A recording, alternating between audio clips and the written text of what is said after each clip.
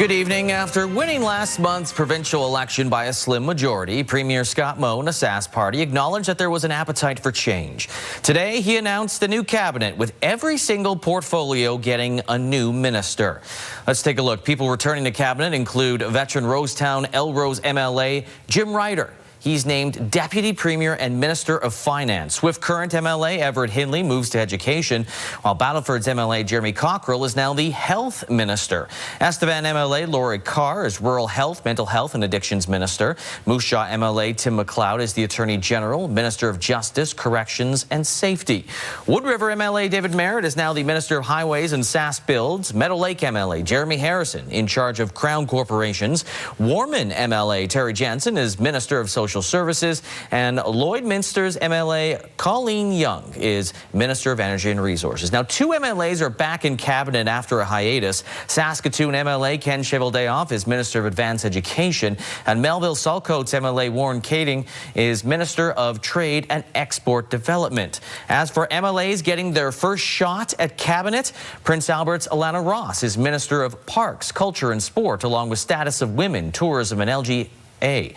Cannington MLA Daryl Harrison is Minister of Agriculture. Last Mountain MLA Travis Kiesig is Minister of Environment. And Sask River's MLA Eric Schmalz gets a portfolio in his first term as an MLA. He'll be the Minister of Government Relations and Minister of First Nation, Métis and Northern Affairs. A lot for you there. So with more on today's announcement, we will go live to Wayne Manteca tonight, who is outside the Legislative Building with more news. Wayne.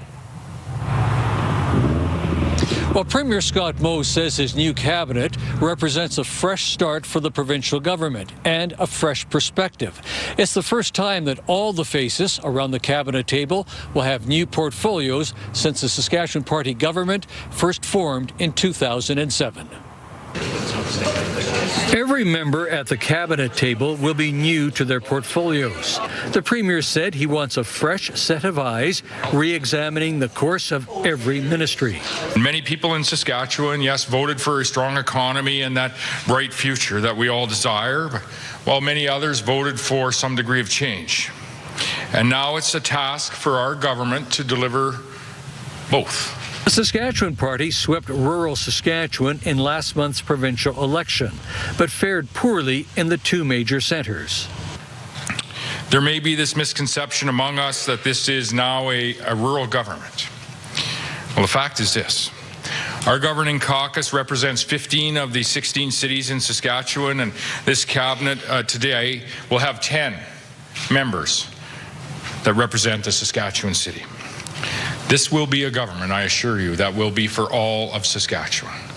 There are signs that Scott Moe is softening his position. A change room policy for schools will no longer be his government's first priority, as promised. Hey, I need to take a breath from time to time. Consult with people. The cabinet is comprised primarily of veteran MLAs who welcome their responsibilities. Looking forward to working with the Premier and Cabinet and keeping the province as beautiful as it always has been. Grateful to be back in Cabinet once again and anxious and looking forward to the new challenge and the work that we're all expected to do.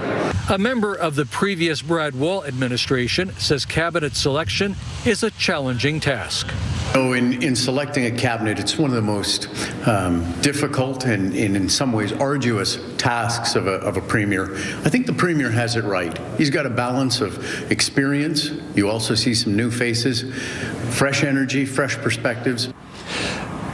Members of Scott Moe's new cabinet will have to learn all about their portfolios quickly in time for a fall sitting of the legislature, which will be called soon. The members of the new cabinet will have to be up to speed for the introduction of new legislation and for answering questions from the NDP opposition. It's also when the government expects to begin implementing some of its election campaign promises. Lee? All right, thank you, Wayne. Wayne Manteca reporting live for us tonight at the Legislative Building.